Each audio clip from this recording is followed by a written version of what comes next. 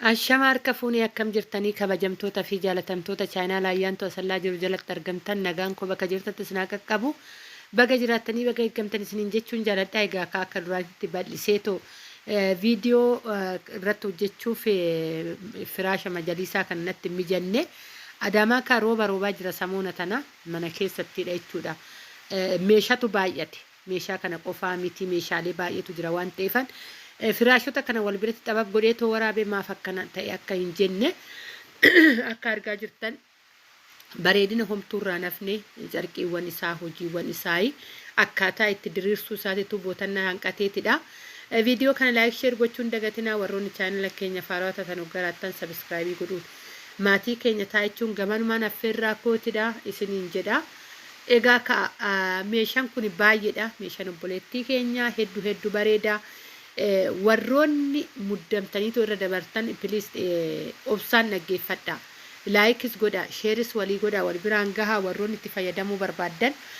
Akkasuma immoo isinis hoggaa barbaadu baattan hiriyoota keessan barbaadan biraan gahaa meeshaalee ba'u ijoolleen baay'een chaayinaalli kee reef nu bira ga'e ijoolleen jettullee jirti. Ijoolleen immoo yeroo dheeraan afaan turtanii jirtanii galatoomaa isiniin jedha hunda keessaniinuyyuu. Warri keessattuu jalqabdanii jajjabeessurraa eegaltanii hagaarraan afaan turtan hedduu tokko galatoomaa isiniin jedha. Asitti algaatu jira, biiffeetu jira, tiibistaanditu jira, biiffeen lamaadha, kontiroonitu jira, akkasuma televezyiinii diishii, firaasha majaliisaa, tiraasota wajjiniin akkasitti jira isiniin jedha. Meeshaan kun eessa galaa bakkam deemasi tokkoon isinitti himaa. Egaa amma waa tokkoon dubbachuu barbaada as keessatti maali ijoolleen tanaan dura galfattan dhugaan isiniin jedha gatii bareedan galfattanii jala baatanii jirtu. Amma achi meeshaan baay'ee dabalee jira jechuudha. Ijoon kana jedhu immoo akkasumatti beektu isinis minizaaree doolaaraatiin wal qabateetis ni beektu birriin isin argattanis akkasuma haa ta'u malee kaleessas immoo minizaareen isaa akkuma san jechuudha. Kara kamiinuu inuma jiraatama, kara kamiinuyyuu hojjetamaa jira, kara kamiinuyyuu hunduu tarkaanfachaa jira. Kan yeroonis taa'ee waliin eegu, namnis taa'ee waliin eegu yeroon dorgommiidha. Akkuma haaluma kam keessattuu dhugaan isiniin jedhaa yeroon dorgommiidha. Dorgoma yoon kana jedhu meeshaa qofaan osoo hin ta'in jijjiirama sammuutiin, jijjiirama ekonomiitiin, jijjiirama waa hundaatiin, jijjiirama jireenyatiinis waa hundaanuu dorgommii keessa seenaa. Yoon kana jedhu fiigichaa miti. Asumaan meeshaa laalaa, asumaan meeshaa obboleettii kana biiffeen tun hedduu bareeddi. Ijoolleen baay'een biiffee kana laalaa turtanii garuu ittiin fayyadamne. Isii keessaa nama tokko taateetta kiroodariidha. Biiffee tana kiroodarii amma yeroo baay'ee biiffee gurguddaa nafee jira amma jechuudha. Ijoolleen baay'een galfattanii beektu ka biiffee kiroodarii biiffee kana ta'ee kan biraallee gurraachaan qalamii gurraacha dibameen galcheen jira. Hedduu bareeddi kiroodarii gubbaatti. Egaa amma yeroo baay'ee kiroodarii gubbaatti duraan firiijitu taa'a. Amma garuu firiijii bakka firiijii kiroodariin tuni dhuftee jirti jechuudha. Kanaadha isiniin jechuun jaaladha.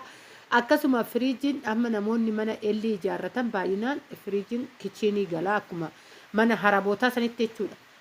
Warroota mana xixiqqaa ijaarrate yookaan saaloonii qofa jabaa godhee ijaarratetu saaloonii teechisa malee amma namni saaloonii teechisu hin jiru. Namni kichiinii bareechee akka harabootaa sanitti ijaarratu kichiinuma galaa. Kichiiniin qulfii qabaa.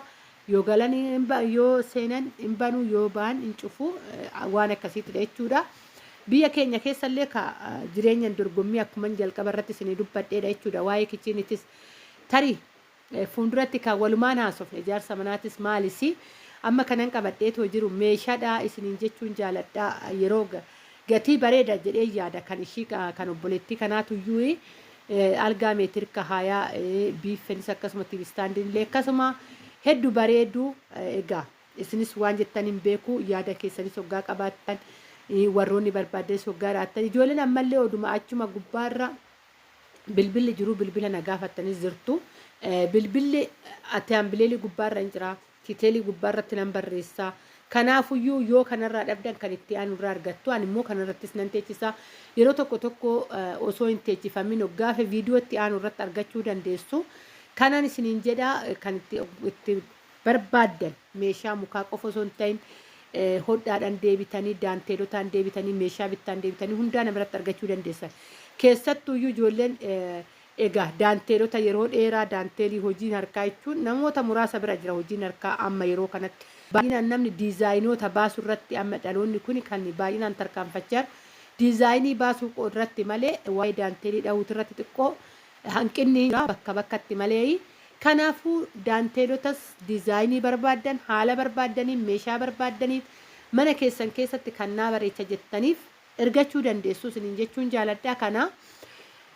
Waan biraallee meeshaa biiffee egaa warroonni biiffee bittanii biiffeen mana taa'eetoo jiru biiffeen akkuma argitan kana biiffee kana keessa meeshaan ogale caalatti simboon isaa bareedaa isiniin jedha asumaan immoo biiffee keessa maaltu garee miideeffiidha malee nuyi mastaawutii galchinu ijoolleen baay'een karaa koggaa dhuftan waa'ee mastaawutii na gaafattan madandaraan isaa maal jettanii galchineet illee hin beeknu fuulduratti isin galchinu maaliif mastaawutiin ofii isaatiifuu wayi baachuu miti ofiifuyyuu waliin baatu.